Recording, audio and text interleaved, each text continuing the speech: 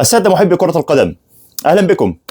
ماتش بعنوان هخليك تتلخبط زي ما الحكم لخبط المباراة. كل لاعب في الأهلي النهاردة لعب تقريبا في مركزين. تغييرات تبدو منطقية، لكن اللي حصل مع التغييرات أكتر هو تغييرات المراكز بتاعت اللعيبة جوه الملعب. حصلت أكتر من التغييرات نفسها. إزاي؟ يعني هنلاقي إن كوكا مثلا لعب باك شمال، وبعدين في اخر المباراه لقيناه في نص الملعب. بيكهام لعب قلب دفاع، وفي اخر المباراه لقيناه باك يمين. محمد هاني نفسه نزل باك يمين وطلع جناح يمين. بن شرقي نفسه نزل مهاجم وبعدين راح جناح شمال. تريزيجيه نزل مهاجم وراح جناح شمال.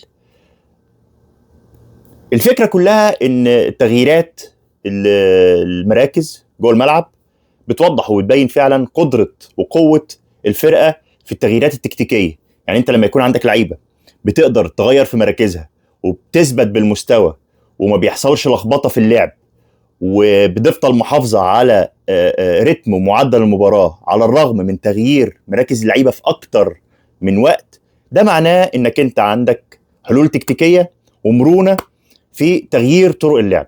ولكن التغييرات الكتيره ديت مشيت كده النهارده، مش شرط انها تمشي المره الجايه، لان الفرق المصريه ما بتقدرش تعمل ده بشكل مستمر، او اصلا فكره تغيير المراكز بتبقى صعبه شويه. من لحظه طرد جراديشار الغريبه، والاهلي ومدرب الاهلي حصل لهم شوك او حصل لهم صدمه، زي ما يكون الموضوع فعلا هو الموضوع بيبقى خارج عن الاراده، لانها غير متوقع ان يطرد منك لعيب من اول 15 دقيقه. من دقيقه 15 لدقيقه 45 الشوط الاول كله، يعني بعد الطرد، نادي الاهلي كل اللي بيعمله بيدي الكوره لفريق ايجل ويرجع يحاول يلحقها ويحلق عشان ياخد الكوره تاني ويبدا بيها هجوم.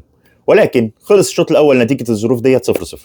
نزل الاهلي الشوط الثاني صراحه بسبب فوقان محمد بن رمضان، او بمعنى اصح او بمعنى ادق توظيفه الصحيح في بدايه الشوط الثاني.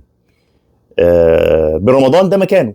شوف الاسيست بتاعه، شوف الكوره اصلا بدات من نص الملعب راح بيها فين، وعمل اسيست رائع او اكثر من رائع ورا خطوط الدفاع. قطع خطين دفاع مع بعض اللي هم كانوا بيضغطوا على لعيبه الاهلي، وقدر عمر كمال عبد الواحد يجيب هدف الفوز او هدف التاهل لدوري لدور المجموعات.